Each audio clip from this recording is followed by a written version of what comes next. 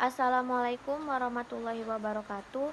Perkenalkan, nama saya Juwita Reza, mahasiswa Tisipo Raja Haji Tanjung Pinang, jurusan Ilmu Administrasi Publik semester 3. Kali ini saya akan mengerjakan ujian tengah semester mata kuliah Sistem Sosial Budaya Indonesia.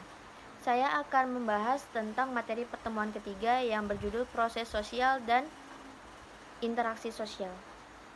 Proses sosial ialah cara-cara berhubungan yang dapat dilihat apabila orang atau perorangan dan kelompok-kelompok manusia yang saling bertemu dan menentukan sistem, aturan, norma, dan nilai yang dapat menciptakan kehidupan yang dinamis. Proses sosial juga merupakan pengaruh timbal balik berbagai segi kehidupan bersama. Proses belajar mengajar merupakan contoh konkret terjadinya proses sosial. Pada proses belajar mengajar, hubungan berbagai elemen antara mahasiswa dan dosen atau guru dan siswa untuk menentukan aturan kuliah ataupun aturan sekolah. Aturan kuliah adalah hasil dari proses sosial.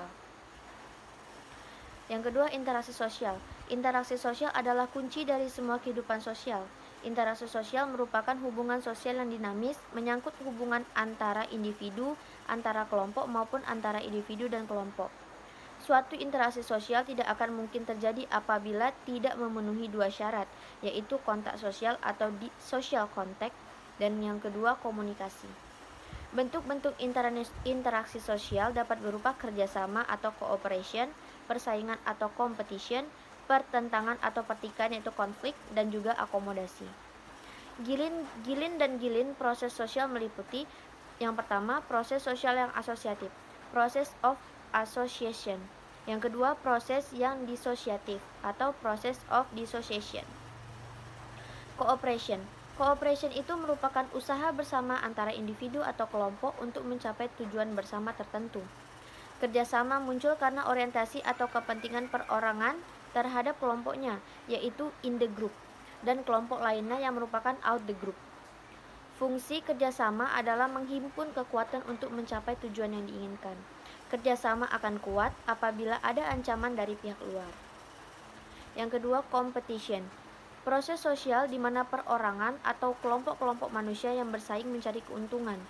Fungsi-fungsi persaingan yaitu untuk menyalurkan keinginan yang bersifat kompetitif, sebagai jalan di mana keinginan atau kepentingan serta nilai-nilai yang pada suatu masa menjadi pusat perhatian tersalurkan dengan sebaik-baiknya.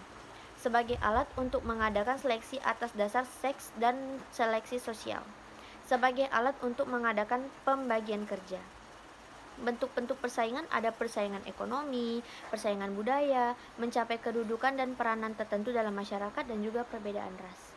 Hasil suatu persaingan adalah sebagai berikut, yaitu perubahan kepribadian seseorang, kemajuan, solidaritas kelompok, dan disorganisasi. Yang ketiga, ada konflik. Suatu proses sosial di mana orang atau perorangan dan juga kelompok manusia berusaha untuk memenuhi tujuannya dengan jalan menentang pihak lawan yang disertai dengan ancaman dan kekerasan. Bentuk-bentuk pertentangan yaitu pertentangan pribadi, pertentangan rasial, pertentangan antara kelas-kelas sosial atau adanya perbedaan kepentingan, pertentangan politik, dan juga pertentangan yang bersifat internasional.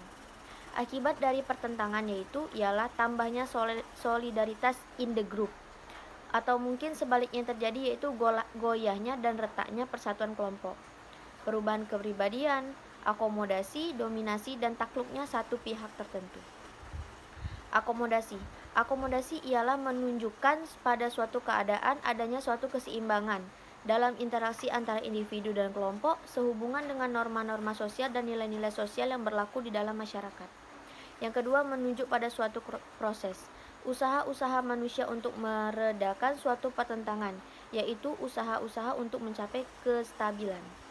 Tujuan akomodasi ialah untuk mengurangi pertentangan antara individu atau kelompok sebagai akibat perbedaan paham, untuk mencegah meledaknya suatu pertentangan untuk sementara waktu. Akomodasi kadang-kadang diusahakan untuk memungkinkan kerjasama antara kelompok-kelompok yang hidup terpisah sebagai akibat dari bekerjanya faktor-faktor sosial, psikologis, dan kebudayaan. Mengusahakan peleburan antara kelompok-kelompok yang terpisah. Bentuk-bentuk akomodasi ada beberapa yaitu coernition, kompromis, arbitration, mediation, complication, dan toleration. Hasil-hasil akomodasi antara lain menghindarkan diri dari bentuk-bentuk pertentangan yang baru guna kepentingan integritas masyarakat, menekan oposisi, koordinasi berbagai kepribadian yang berbeda, perubahan dari lembaga-lembaga masyarakat agar sesuai dengan keadaan baru, perubahan-perubahan kedudukan. Asimilasi. Asimilasi merupakan usaha untuk mengurangi perbedaan yang terdapat antara orang perorangan atau kelompok. Dalam arti lain, usaha untuk tidak membedakan dirinya dengan kelompok tersebut. Proses asimilasi timbul bila ada kelompok manusia yang berbeda kebudayaan, individu sebagai warga kelompok dan saling bergaul, masing-masing kebudayaan berubah dan saling menyesuaikan. Yang terakhir ada akulturasi. Akulturasi adalah unsur-unsur kebudayaan yang diperoleh dari kebudayaan lain sebagai akibat pergaulan intensif dan lama. Sekiranya itu saja yang dapat saya sampaikan untuk materi kali ini. Saya mohon maaf apabila ada kekurangan. Sekian, terima kasih.